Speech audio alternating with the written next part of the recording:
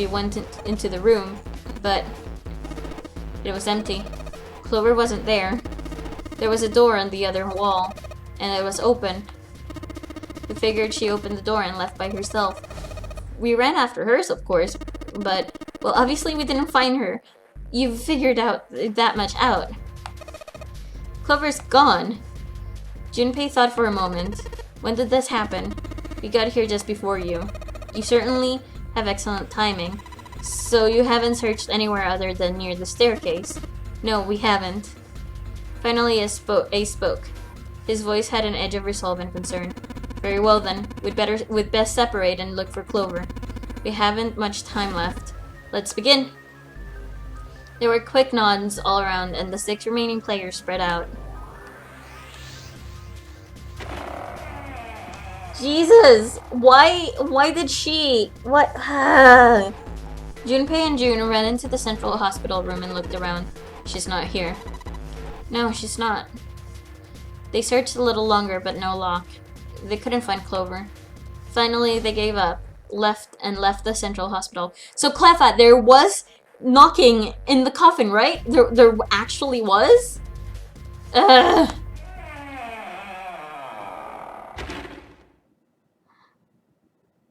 Slowly, they made their way back to the hallway. At last, they reached the stairs, and Junpei spoke.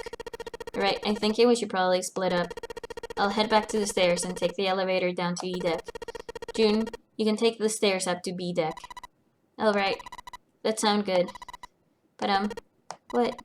Could you stop calling me by that codename when we're alone? Yes, there was. Huh? Oh, sure. Right.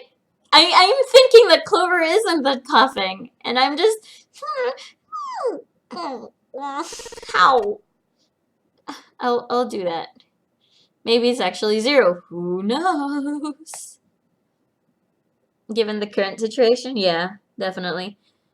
There was a reason Junpei persisted in calling her June, even though they were alone. Although, perhaps not the best reason.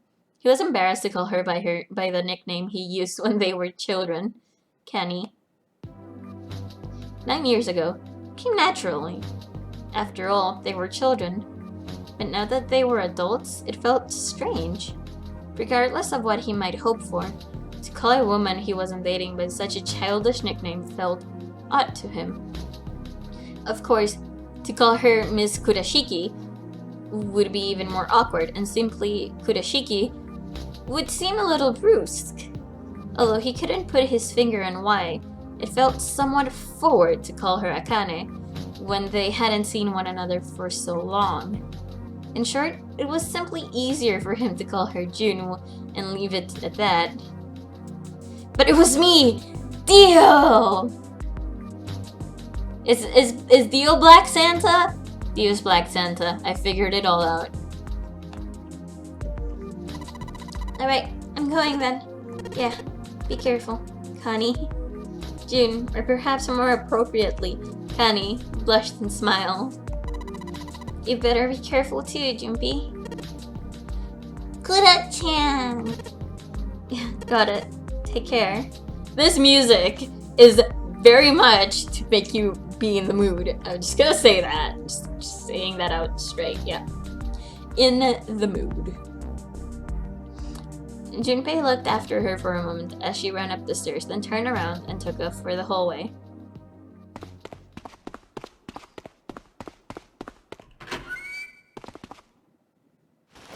So cute! The music was really good too.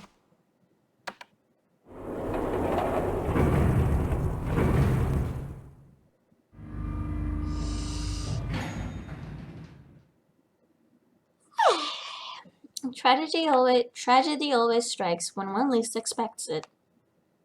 But to wait for a man to stand before striking him down seems almost crueler than dealing the fatal blow while he lies on the ground. A light in a dark place, June smiled and gave him hope, both for escape and possibly for something else. It was the hope that raised his spirits just enough that they might soon be fully dashed. He opened the elevator door, and there she was. A woman sat slouched against the wall. Lotus. Junpei felt his blood turn to ice. Her body was limp, and her skin smooth and pale as always. Was covered in bright red blood. Junpei felt his chest constrict. He couldn't breathe, and his legs began to shake. A slow, cold drop of sweat trickled down his back. He felt his stomach somersault. Junpei's mind went blank, all his thoughts replaced with endless, hissing white. Driven by little more than instinct, he began to walk toward Lotus, slowly. Each slow movement of his stiff limbs brought him closer to her corpse. Finally, he stood next to her. Robotically, he bent down and put his hand against her neck. There was no pulse, no rise and no fall of breathing. She was slightly warm. Something somewhere in Junpei's mind, a shaken mind, told him that she had been killed recently. Yes, Junpei thought it, his mind slowly returning. She had been killed. Someone had killed her. There was a deep cut in the left side of her chest. Blood still oozed from it, although clearly her heart had stopped beating some time ago. The weapon had been a knife, then. Perhaps she had been stabbed in the heart once. She would have died immediately. He took little comfort from knowing she must have suffered very little. Only then, Junpei noticed, Lotus' bracelet was gone. Lastly, let's discuss how to remove the bracelets. There are only two ways to do so. 1. You escape from this ship. 2. Your heart rate reaches 0. In other words, once the bracelet is taken outside the confinement of the ship, or detects that the wearer's heartbeat has fallen to 0, it will shut down automatically. Was that why the killer had ended Lotus's life? So that they might have the number 8 bracelet? If that was true, then the killer was whoever wanted the number 8 bracelet. Perhaps, more accurately, the person who would gain the most by obtaining bracelet number 8. Who is that? Who would benefit the most from the number 8 bracelet? The thought had only just entered Junpei's mind when he heard a noise. It sounded like a sharp knife cutting through wet meat. It struck him as strange that the noise came from inside his own body. A moment later, the pain hit him. It wasn't merely pain. There was heat, extreme heat as well. He felt as though molten iron had been splashed against the side of his body. Finally, his brain made the connection. He had been stabbed. But where? His body was quickly going numb. He couldn't tell where the knife had met his flesh. Given the circumstances, however, he had most likely been stabbed in the back. Whoever had killed Lotus had now done the same to Junpei as well. Ugh. His voice was a little more than a weak groan. With what little strength had... Give me a second. Do I have water? I do have water.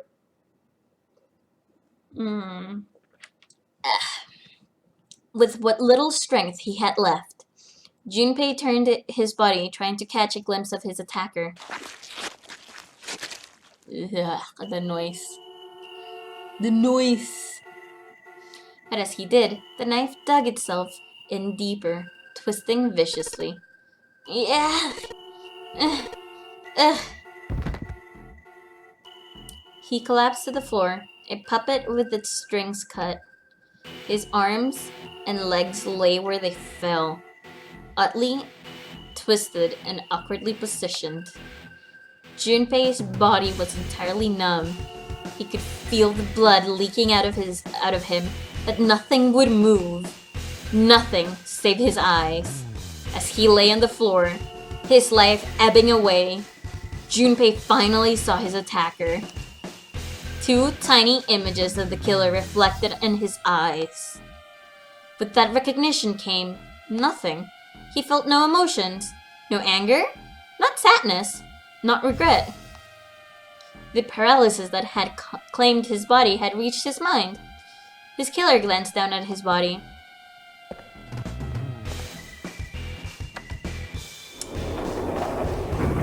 Whoa. Then who is it? Tell us. Then, without a word, climbed into the elevator and was gone. I blame everyone, especially Lotus. His eyesight began to fade. The world grew blurrier and began to dissolve into an empty, white fog.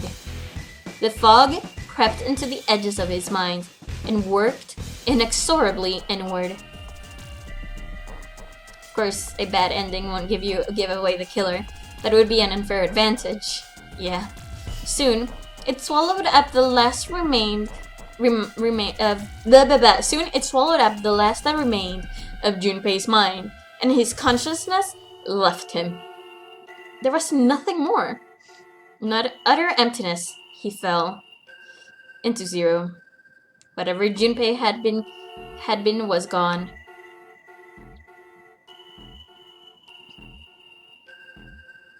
Bad end. that was very suspenseful, guys. Oh my god! You have reached one ending. This game has multiple endings. In order to experience all the endings, you need to save now. Once you've saved, you can restart the game with information you've acquired in this playthrough saved. Once you begin the game again, you can skip through text you've already seen.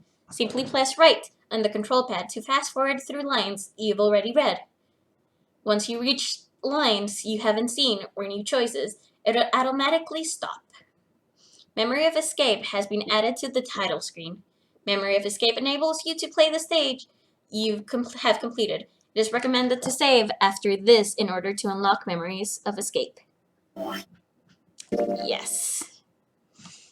And left the same way, a virgin. It's a very, very good way to end it. Because, if I'm not wrong, since this is the knife ending, this is the knife ending, does that mean we can still get the first bad ending? Because that's the biggest thing. To get the true ending, you must play through the safe ending. If you don't, you'll get the coughing ending. Okay, so we can still get through the coughing ending, which is good because I wanted to do that. Continue. Yep, this game is very caring for the player, knowing you have to go through a lot of the same text. That he used Virgin Airlines. So I will be right back in a second. So, yeah, give me a second, guys.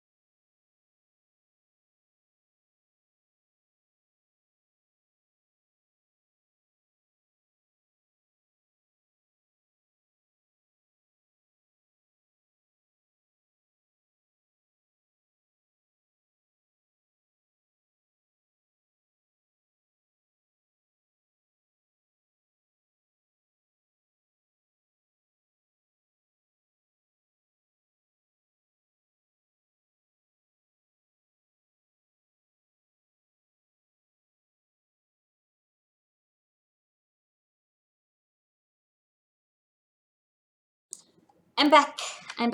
Let's see what you guys have said. but you can play every ending. Fun fact, I got the true ending